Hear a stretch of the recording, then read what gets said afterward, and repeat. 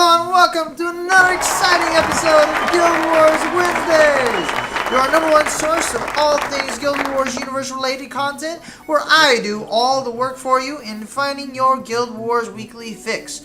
I'm your host Cake, and welcome to the show today. And first off, let's go over sponsorship.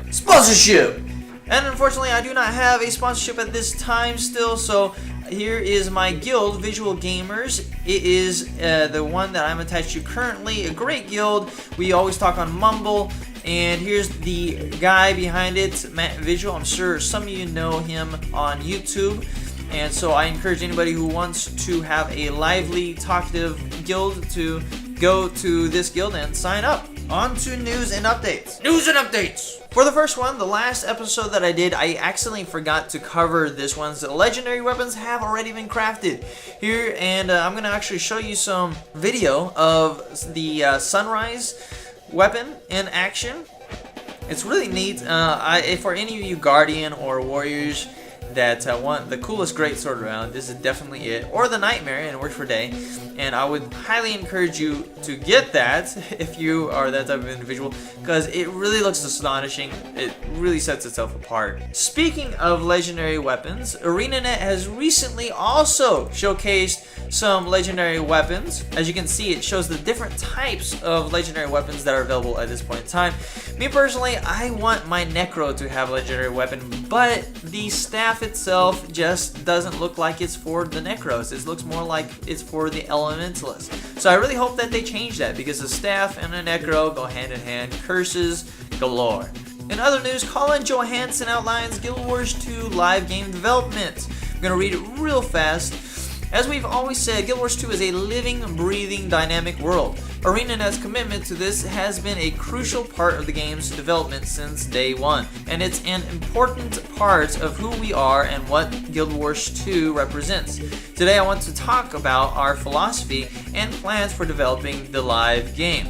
Our goal is to continue to raise the bar by keeping the game constantly updated with more high quality content than any other game has offered before. We think Guild Wars 2 is one of the most enthralling online worlds ever created, so we are dedicated to a live game that impacts this world with events and milestones that are immersive and possibly permanent. We want this to be a world where you share memories of pivotal moments and exciting experiences for years to come. And if you want to check the full coverage out, of course, there's a link at the bottom in the description. Jonathan Sharp also explains on structured player versus player, the Iceberg, and it goes on pretty much about PvP, SPVP, and the free automated tournaments, paid automated tournaments, and a lot of different customized features in PvP, future PvP, what's PvP going to be in Guild Wars as a whole, as well as the many complicated aspects of the whole PvP structure. If you guys want to check out the whole article, I would highly encourage you, for those PvP addicts, to go check it out. Of course, link is in the description. Moving on, there are some new items coming soon. Hopefully, we have a new database that has been updated in the wiki, and this one has caught my eye. It's a permanent bank access contract. Double click to bind this item to your account.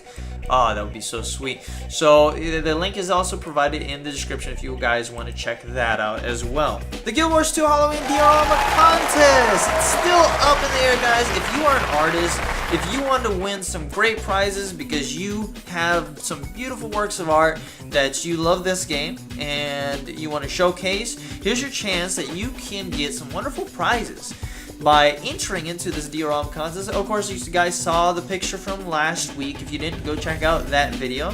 And I would highly encourage you artists out there to go and put this in. You'll get some free prizes. Heck, if you don't want it, send them to me. The Diorama contest is still up for grabs until the 22nd of October. You have until noon of October, Monday, the 22nd, to turn in your submissions to the Diorama contest. So hurry up, you artists, get them in and get going, and I wish you the best. Ore mining. I know that this, guys, will intrigue a lot of people who are after that very precious ore. Visual response to questions on Orichalcum. I'm gonna call it Orky. Orky ore, Mithirl ore, and ancient wood response. Hi everyone, my apologies for the belated response. That's been a lot of confusion surrounding these changes, so while dev posts have been made in other threads, I'll try to answer questions here as well.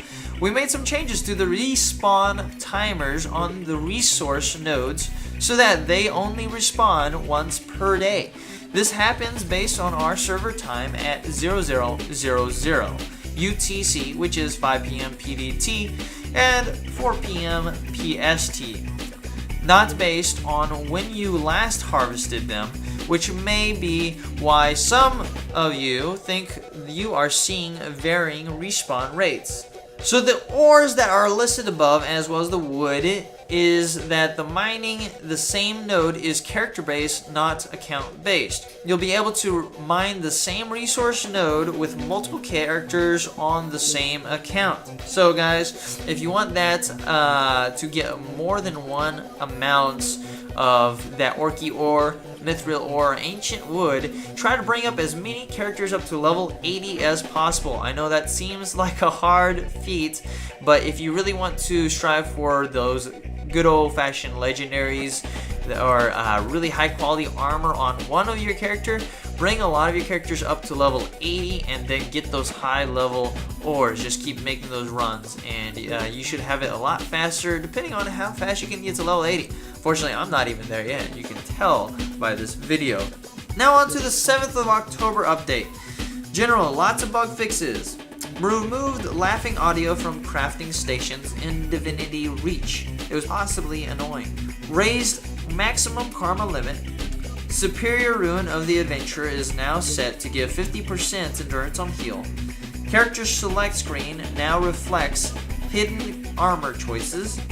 Updated Rune of Earth and Rune of the Grove to have a 25% chance to grant 4 seconds of protection and 30-second recharge for superior runes, with 45-second recharge for major runes.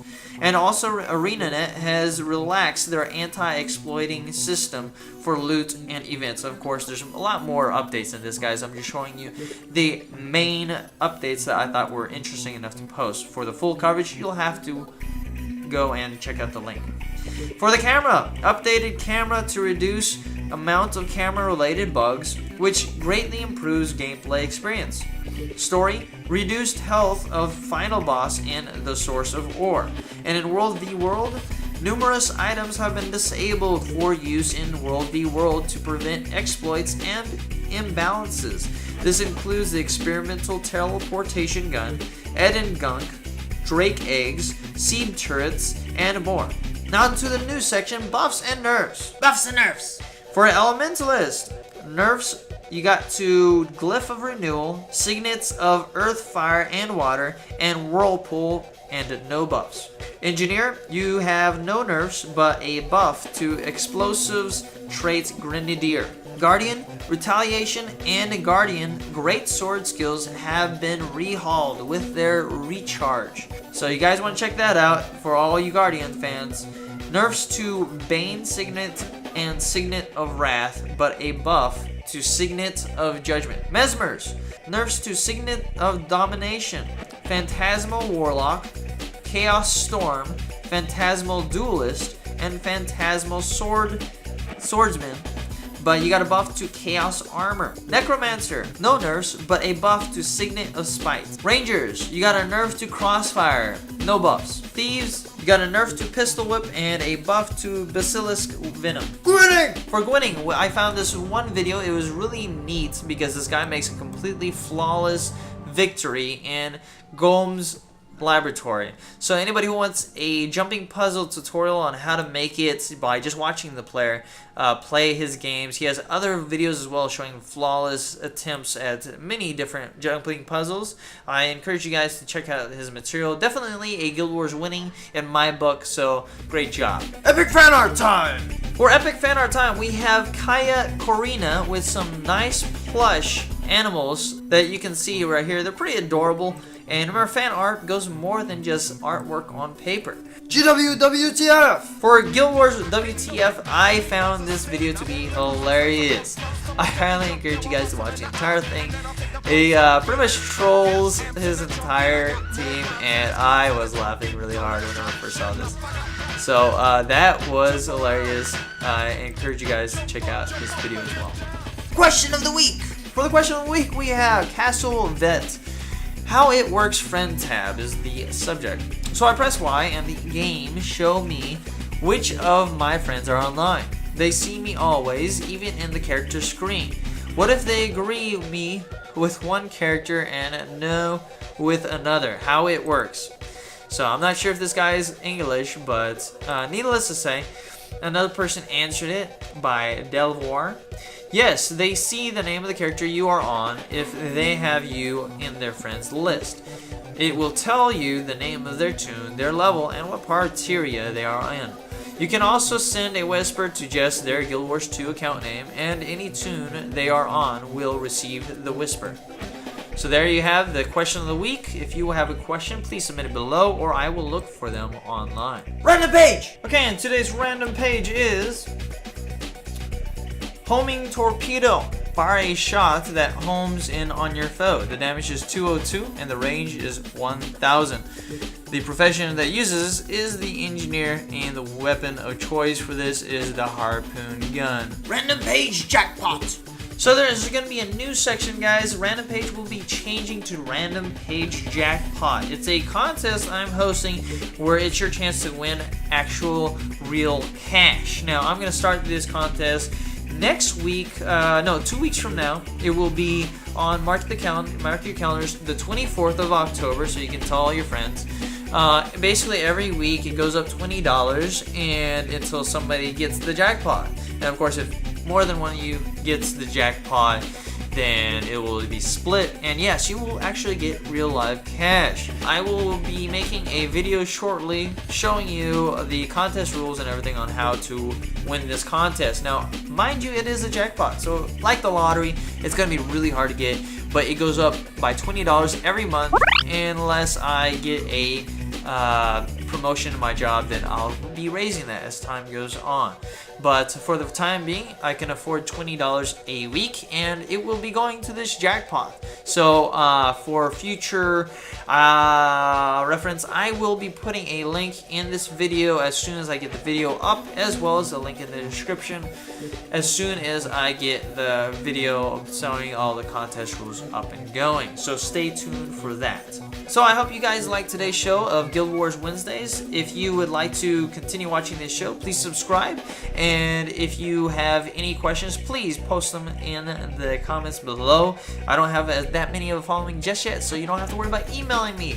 And also, if you have any video responses or whatever that you think deserves a spot in Guild Wars Wednesdays, of course, send them to me either by email or through The Cake is Live, my YouTube channel, or simply post it as a comment, and I'll go check it out and I'll see if it's good enough that I like it, and I will post it. Of course, questions, everybody's got questions, ask, and I will try to do my best to find the answer and post it on next week's episode of Guild Wars Wednesdays.